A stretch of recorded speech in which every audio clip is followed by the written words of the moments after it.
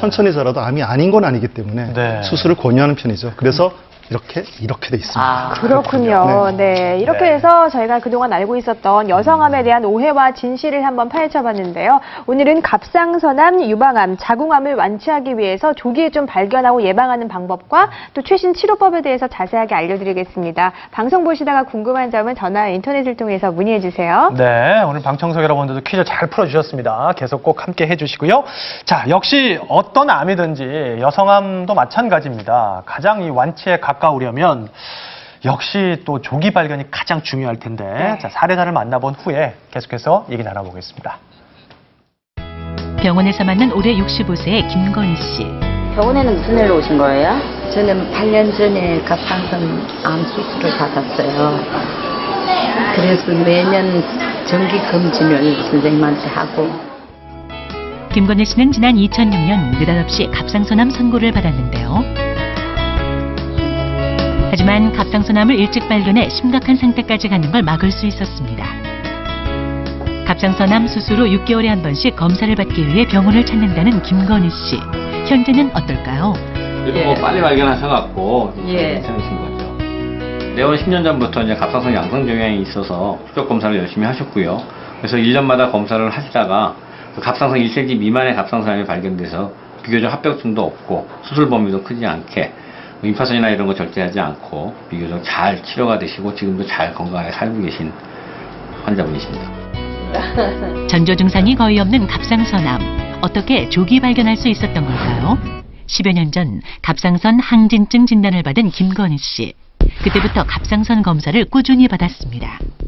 기관지염으로 심한 고열과 인후통으로 고생하던 8년 전 어느 날 몸이 쑤시면서 기침도 나고 한 열흘간 기관지염으로 치료를 받고 나니까 기관지염이 다 나았다고 퇴원을 허락해서 갑상선 검사를 받았어요.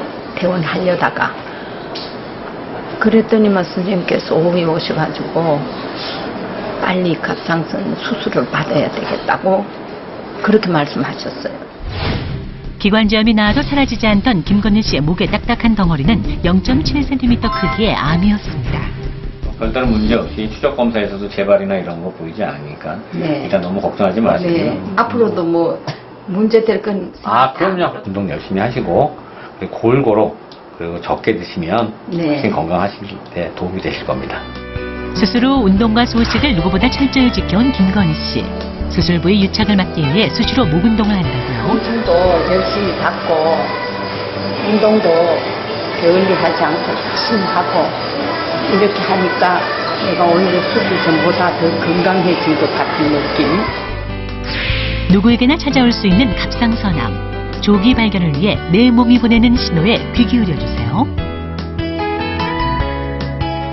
아유, 우연히 병원에 갔다 갑상선 암을 발견하셨잖아요. 근데 저게 0.7cm면 사이즈가 큰 건가요? 예, 아닙니다. 갑상선 암에서는 1cm보다 작은 걸 이제 초기암이라 그래서 아주 조그만한 암이죠.